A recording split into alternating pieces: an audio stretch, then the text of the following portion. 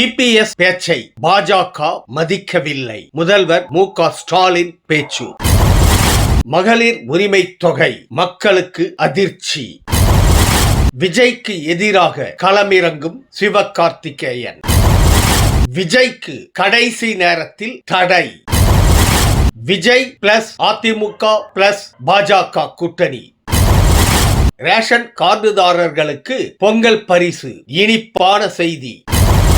Pre புக்கிங்கில் mass காட்டும் விஜய் நடிக்கும் ஜனநாயகன். அன்பு தமிழ் நெஞ்சங்களுக்கு மெர்சல் கெலாட்டாவின் அன்பு வணக்கம். வாங்க இன்றைய காணொளி இதோ. MGNREGA திட்டம் முடக்கப்பட்டுள்ளதை எதிர்த்து குரல் கொடுக்க துணிவின்றி இபிஎஸ் பொய் சொல்லி வருகிறார் என முதல்வர் ஸ்டாலின் விமர்சித்துள்ளார். பாஜக அரசு இப்போது 1008 நிபந்தனைகளுடன் நிறைவேற்றும் புதிய திட்டத்தில் 125 நாட்கள் வேலை தரப்போகிறதா எனவும் அவர் கேள்வி எழுப்பியுள்ளார். மகாத்மா காந்தி பெயரை நீக்கக்கூடாது என வலிக்காமல் இபிஎஸ் கொடுத்த அழுத்தத்தை பாஜக மதிக்கவில்லை எனவும் முதல்வர் ஸ்டாலின் சாடியுள்ளார்.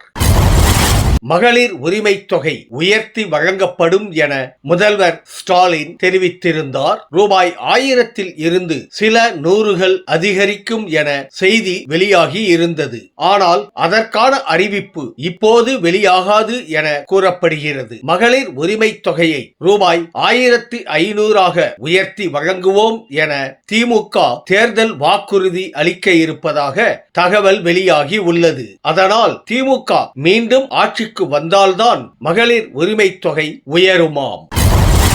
விஜய் நடித்த கோட் திரைப்படத்தில் விஜயிடம் இருந்து துப்பாக்கியை வாங்கிய சிவகார்த்திகேயன் தற்போது அவர் பக்கமே அந்த துப்பாக்கியை திருப்பி இருக்கிறார். அதாவது ஜனவரி 10 வெளியாகும் பராசக்தி திரைப்படம் ஜனவரி 9 வெளியாகும் விஜயின் ஜனநாயகன் திரைப்படத்துடன் மோத உள்ளது. இப்படத்தை துணை முதல்வர் உதயநிதியின் குடும்பத்தை சேர்ந்த ஆகாஷ் பாஸ்கரன் தயாரிக்கிறார். எனவே ரசிகர்கள் இது வேண்டுமென்றே விஜய்க்கு எதிராக செய்யும் திட்டமிட்ட சதி என கருத்து தெரிவித்து வருகின்றனர். உங்கள் கருத்தை கமெண்ட் பாக்ஸில் பதிவிடுங்க.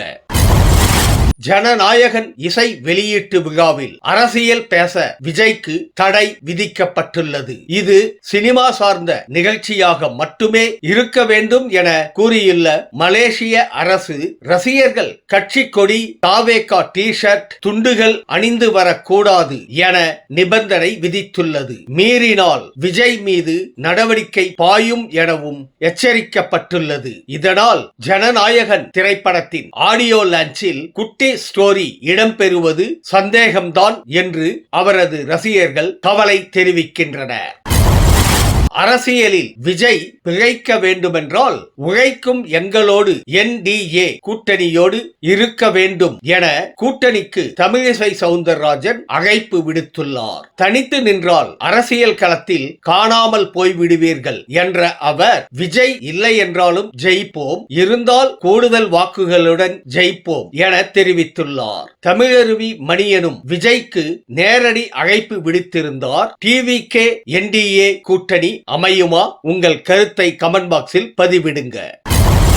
பொங்கல் பரிசு தொகுப்பை பெறுவதற்கான டோக்கன் ஜனவரி முதல் வாரத்தில் வழங்கப்பட்டு 2வது வாரத்தில் திட்டத்தை முதல்வர் ஸ்டாலின் தொடங்கி வைப்பாராம். 2026 ஆண்டுக்கான பரிசு தொகுப்பில் தலா 1 கிலோ பச்சரிசி, சர்க்கரை, முழு கரும்பு, வேட்டி, சேலை, முந்திரி, உலர் திராட்சை, ஏலக்காய் ஆகியவை இருக்கும் என்று கூறப்படுகிறது. மேலும் முக்கியமாக ரூபாய் 3000 பரிசு தொகையும் வழங்கப்பட உள்ளதாக தகவல்கள் தெரிவிக்கின்றன. விஜயின் கடைசி திரைப்படம் என்பதால் ஜனநாயகன் திரைப்படத்தின் மீது மிகப்பெரிய எதிர்பார்ப்புகள் உள்ளன. வரும் ஜனவரி 9 வெளியாக உள்ள இந்த படத்தின் முன்பதிவு வெளிநாடுகளில் தொடங்கியுள்ளது. படம் வெளியாக இன்னும் 17 நாட்கள் உள்ள நிலையில் முன்பதிவிலேயே தற்போது வரை ரூபாய் 4.2 கோடி வரை வசூலித்துள்ளதாக தகவல் வெளிவந்துள்ளது. வரும் நாட்களில் இன்னும் ஈஸியாக ரூபாய் 10 கோடியை நெருங்கிவிடும் எனவும் எதிர்பார்க்கப்படுகிறது.